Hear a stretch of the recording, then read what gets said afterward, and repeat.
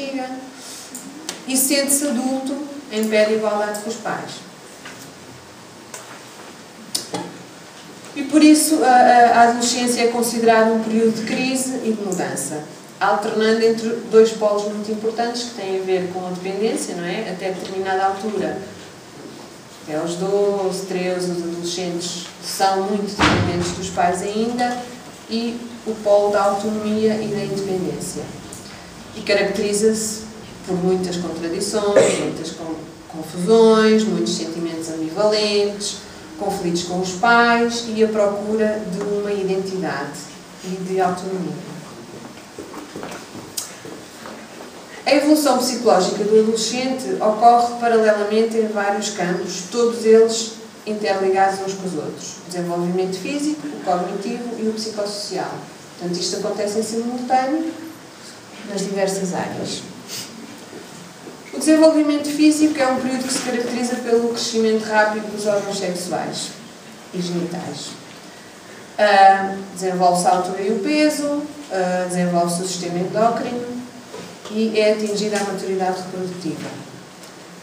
Surgem importantes riscos de saúde. Normalmente as perturbações alimentares, o consumo de droga e álcool e as doenças sexualmente transmissíveis. Em termos do desenvolvimento físico, no sexo masculino, começam por aparecer os pelos púbicos em volta do pênis, mais tarde a lastra, para o escroto, períneo, abdômen, costas e posteriormente para as axilas, face e peito. O crescimento do pênis, se o crescimento do pênis está atrasado em relação aos testículos, a sua massa vai parecer anormalmente pequena, não é grave, vai acontecer mais tarde ou mais cedo, embora possa causar alguma angústia, não é? O aparecimento das ereções e das ejaculações, a voz muda e as formas corporais desenvolvem-se. No sexo feminino, os pelos púbicos aparecem no monte de Vênus e posteriormente nas axilas e nos membros. As linhas corporais adquirem contornos mais arredondados, portanto, cresce o peito, as ancas ficam mais redondas, as glândulas mamárias desenvolvem-se e aparece também a menarca ou a menstruação.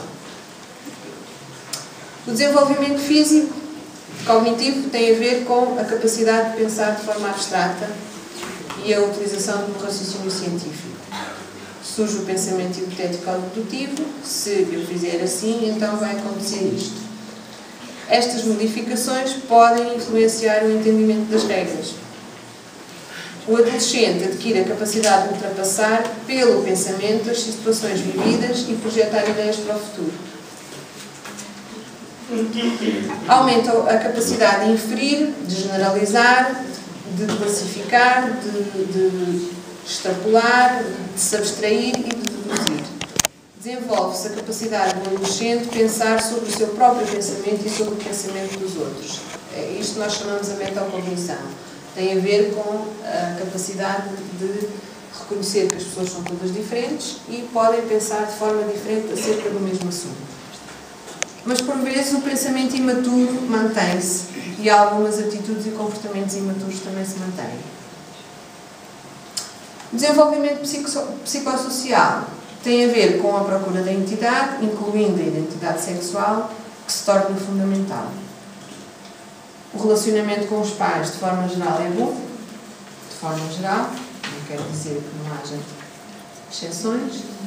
O grupo de pares, portanto, as pessoas com quem vocês mais se identificam, os melhores amigos, o grupo com quem vocês estão, ajuda no desenvolvimento e a testar a ideia que vocês têm de vocês próprios, mas também pode exercer uma influência negativa, dependendo do que fazem e do que pressionam a fazer. E por isso a adolescência envolve a interiorização das alterações físicas. Há adolescentes que não lidam muito bem com isto. O estabelecimento de um novo tipo de relações, o aparecimento de um comportamento social responsável, a evolução para uma personalidade em equilíbrio com os valores éticos e da cultura onde estão inseridos, e a capacidade para planear e orientar as atividades futuras. Comportamentos de risco na adolescência. O termo comportamentos de risco tem sido usado para ligar conceptualmente um conjunto de comportamentos que são prejudiciais à saúde. Aparece como um comportamento controlado, consciente ou não, com uma incerteza percebida acerca das suas consequências, ou seja, às vezes vocês sabem as consequências negativas de determinado comportamento, mas é como se não acreditassem nelas, não é? Muitas vezes tem a ver até, por exemplo, no consumo de drogas. Vocês sabem que as drogas criam dependência, sejam elas quais forem. Mas há sempre uma tendência de pensar, se eu fizer só uma vez, eu não vou ficar dependente. Não vai acontecer como ao outro, porque ele faz todos os dias, eu só se fizer de vez em quando não me acontece o mesmo. Isto não é verdade. E é isto que depois leva a que as coisas aconteçam. Pronto. É lógico que estas coisas têm alguns benefícios que não serão exatamente benefícios, mas têm custos elevados. Não só para o bem-estar físico próprio, mas também dos outros. E estes comportamentos não para se relacionar com a frustração e com a antecipação do fracasso, para confirmar a si próprio e aos outros determinados atributos, para mudar a ser normativos quando passam a ser destrutivos, e aqui está o consumo de drogas, o consumo de álcool, as relações sexuais precoces são destrutivas a curto e a longo prazo. Contribuem de forma direta ou indireta para a alienação, ou seja, não sei se vocês sabem o que é que quer dizer alienação, mas é um afastamento de tudo o que é considerado dentro da norma. Levam o jovem a afastar-se da comunidade, não partilha o interesse com aqueles que lhe são próximos. Quando levam o jovem ao desencontro do seu papel na sociedade, não é? E vocês sabem que quando se começa a consumir drogas e se entra nesse mundo, começa-se a viver num mundo um pouquinho paralelo, que é um mundo mais marginal, não é?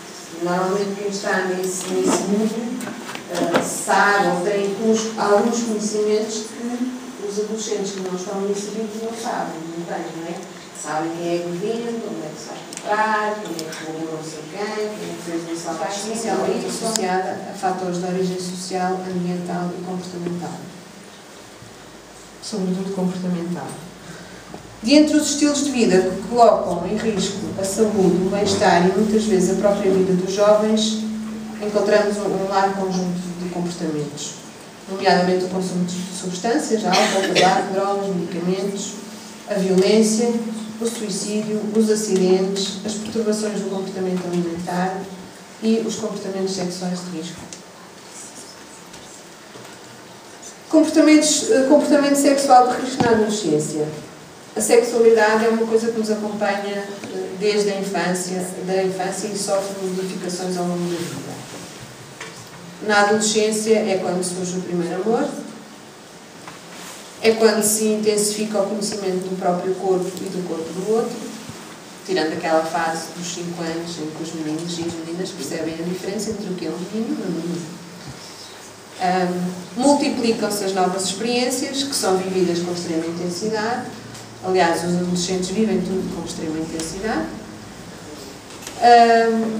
É quando se descobre as relações de intimidade, a partilha e a confiança com outra pessoa. No entanto, estes aspectos positivos da sexualidade não são as únicas características da sexualidade na adolescência. Atualmente é fácil obter conhecimentos sobre a sexualidade, nomeadamente sobre os riscos que acarreta o sexo desprotegido. E a prova disso está aqui, não é? Vocês têm colegas vossos que vão falar sobre isso. No entanto, continua a haver muitos adolescentes que iniciam a vida sexual demasiado cedo. Não utilizam as medidas adequadas, nomeadamente o preservativo, contraem doenças sexualmente transmissíveis e engravidam.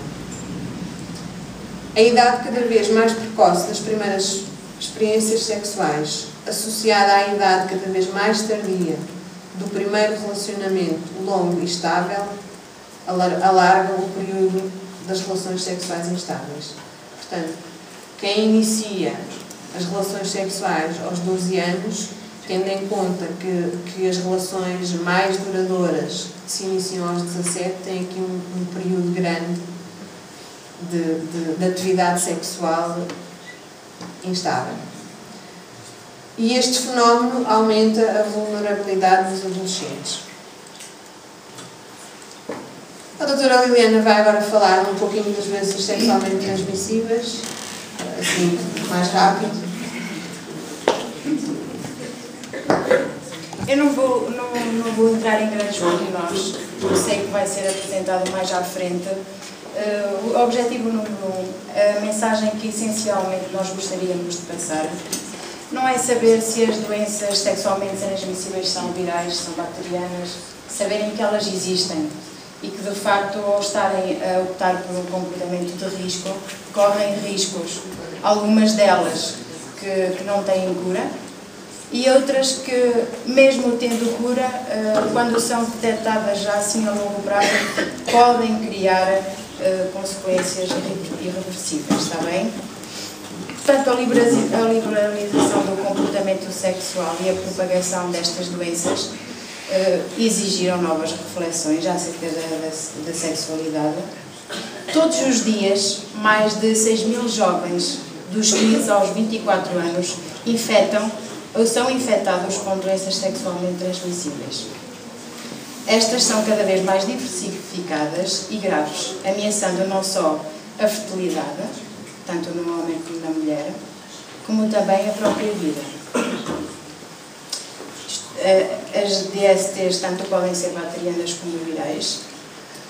Do ponto de vista biológico, por exemplo, nas jovens, destaca-se a fragilidade do epitélio do colo do útero, que o torna mais permeável enquanto a mulher é jovem, comparado com o útero mais maduro. A vulnerabilidade psíquica traduz-se na procura da identidade sexual própria desta faixa etária, com tendência para a experimentação de múltiplos parceiros. Tendo em conta isto, com o que a doutora Mónica já disse, portanto, o aumento do período instável, enquanto não há uma relação duradoura, e isto faz de facto que aumente o número de parceiros. A ideia da imortalidade e a baixa noção dos riscos, não é? Muitas vezes pensamos isto não vai acontecer a nós. Nós sabemos que acontece, mas vai acontecer aos outros. Leva o adolescente a optar por comportamentos pouco seguros.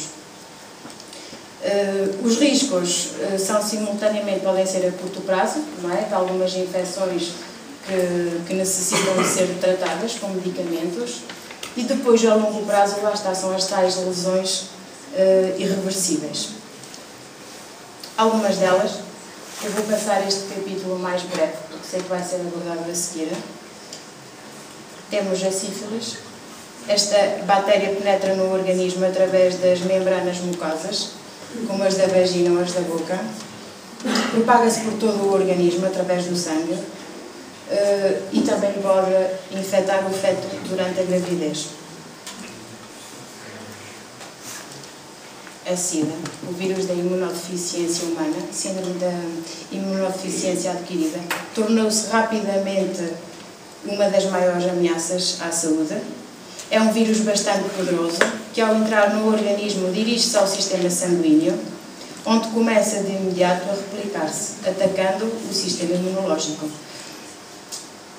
Esta doença, a pessoa não morre da SIDA, morre das chamadas infecções oportunistas, porque se esta doença ataca o nosso sistema imunológico, não é? Como estamos mais fragilizados, imunodepressivos, portanto as outras doenças é que vão acabar por chegar às vezes até à morte. O número de novos casos continua a aumentar. Em todo o mundo, cerca de 50% das pessoas que vivem com a SIDA são mulheres. Portugal ocupa um lugar cimeiro entre os jovens europeus infectados com a SIDA. Estudos sugerem que cerca de 3 a 6 em cada 10 homens infectados não informam as suas parceiras. Isto acontece, é um facto. Há muita gente